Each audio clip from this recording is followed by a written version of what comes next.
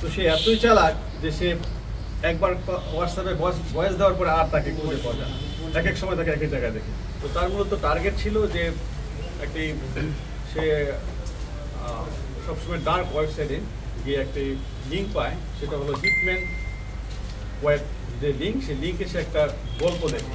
সেই গল্পতে ছিল যে এক ইন্ডিয়ান এক বড় ব্যবসায়ী ছিল, সেই এক প্রতারক ওই ব্যবসায়ীকে বলেছিল যে আপনার একটি গুরুত্বপূর্ণ তথ্য আছে যে আপনাকে মারার জন্য কিছু লোক রেডি আছে, তো আপনি যদি আমাকে কিছু টাকা পয়সা দেন তাহলে আমি সেই তথ্যগুলো বলে দেব।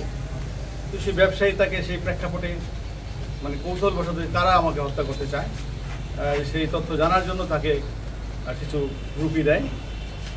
তো সেই প্রায় 2-3 লক্ষ রুপি দেওয়ার পরে তখন সে তো প্রতারক, তখন ওই ব্যক্তি কী করে, সে আবার তার মোবাইল থেকে সে চলে আসে, মানে অফলাইনে চলে আসে এবং তার সব কিছু বন্ধ করে দেয়। তো সেও সেই গল্পের ছলেই মনে করেছিল যে আমিও দেখি কিছু টাকা পয়সা এভাবে ইনকাম করতে পারি কিনা। তো সে তো দেখতে পাচ্ছে যে বিভিন্ন মিডিয়াতে বা বিভিন্ন সময় তার বিভিন্ন থ্রেটের কথা সে জানতে পেরেছে।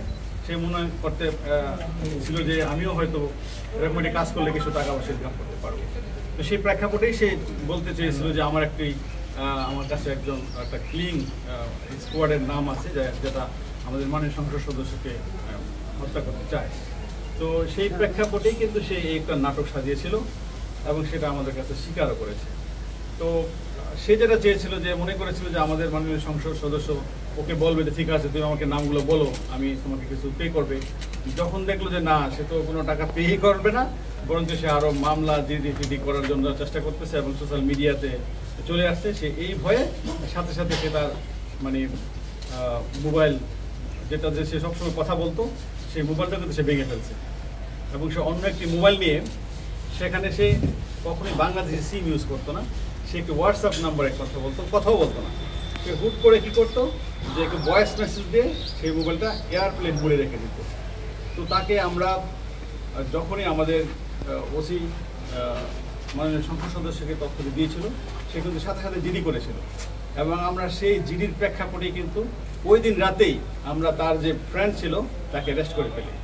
তো ভাগ্য কত ভালো দেখেন যে আমরা যাকে অ্যারেস্ট করি সে লোক কিন্তু তার কাছে প্রতারিত হয়েছে।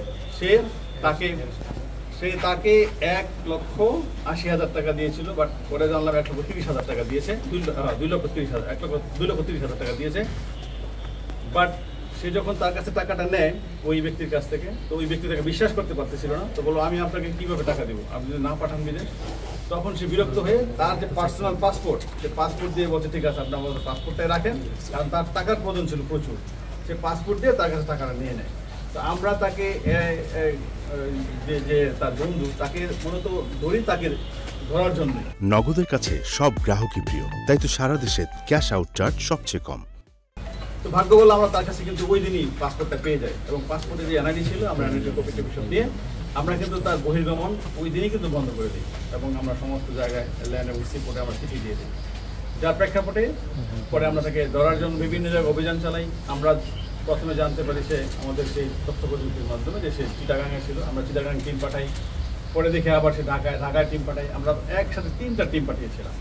তো সে এতই চালাক যে সে একবার হোয়াটসঅ্যাপে ভয়েস দেওয়ার পরে আর তাকে খুঁজে পাওয়া যায় না, এক এক সময় তাকে একই জায়গায় দেখি।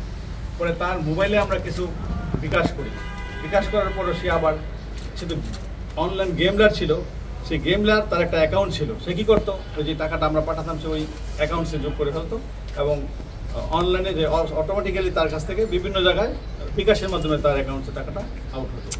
তো তাকে ট্রেসিং করা অনেক টাফ ছিল। তো যাই হোক আমরা আমাদের সিটিটিসির সহায়তা নেই এবং সিটিটিসির সহায়তায় আমরা তাকে সর্বশেষ আমরা সিলেট মেট্রোপলিটন এলাকা থেকে গ্রেপ্তার করতে সক্ষম পাই।